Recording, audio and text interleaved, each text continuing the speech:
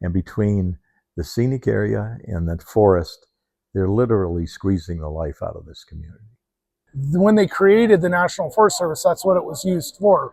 Was any profits that were made off of any of the natural resources, it would go directly back into that community.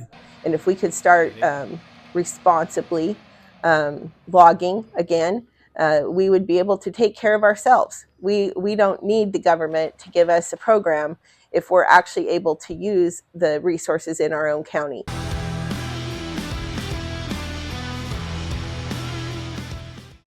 Skamania County, Washington is timber country. The county is blanketed in a natural resource that can barely be touched. But the GP National Forest is 1.3 million acres.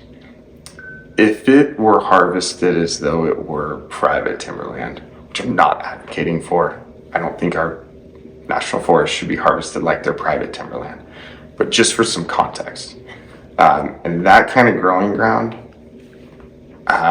in the age class you have up there, your sustained harvest on the GP is safely 1 billion board feet a year. County services and schools are struggling. Timber revenues used to be plentiful. Come about the 1990s, we see a big shift in that.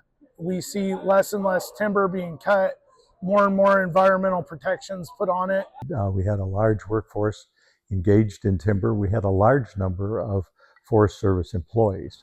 And today that's all gone. There's minimum harvest on the forest. My term that I use for that is the forest is growing to burn. It's what nature does to forests that aren't managed. We've had professors from the University of Washington, WSU, Oregon State look at our forests and tell us that it is a big tinderbox, and they're worried about a large fire. Imagine the forest as a savings account for Skamania County. Everything they need to keep the community healthy is growing right now. But bad forest management, judges, and anti-logging group lawsuits put all of that resource in danger. That we have an excessive amount of natural resource that could be responsibly managed and provide a sustainable tax stream or income stream to the county to ensure that we can provide the county services, the emergency services, and importantly, that we take care of the schools, because our schools are in very bad shape. And nobody wants to do that irresponsibly, and they never did. In the past, when this was a thriving logging community, timber was managed well, and it could be again. So, even our school trust lands are encumbered. We can't use our land to make any money. And saying, just give us a piece of what we send out of here, and we would be fine. Former Skamania County Commissioner Tom Lannon has an idea that he thinks could work.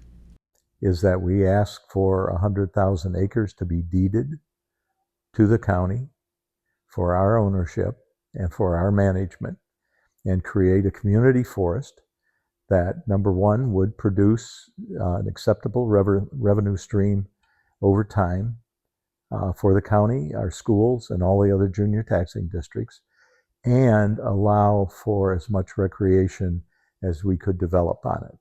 Just across the river in Hood River, Oregon, this same sort of thing is being done successfully. It delivers a nice revenue stream for them. They have trails on it for bikers. They have walking trails. They have horse trails. They have camping.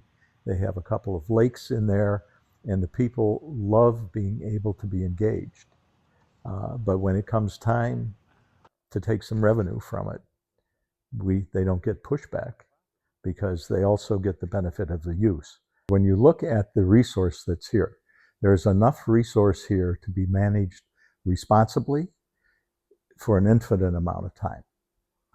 And that has been shut down. So we have not experienced any catastrophic fire yet. We live in a culture that says it cares about the carbon footprints, sustainability, and providing for each other. But here, actions speak louder than words. And I thought, what's the carbon footprint for a 2x4 that was harvested in Finland and ends up in a house in Puget Sound? Probably more than all the other work that it took to get it into the house.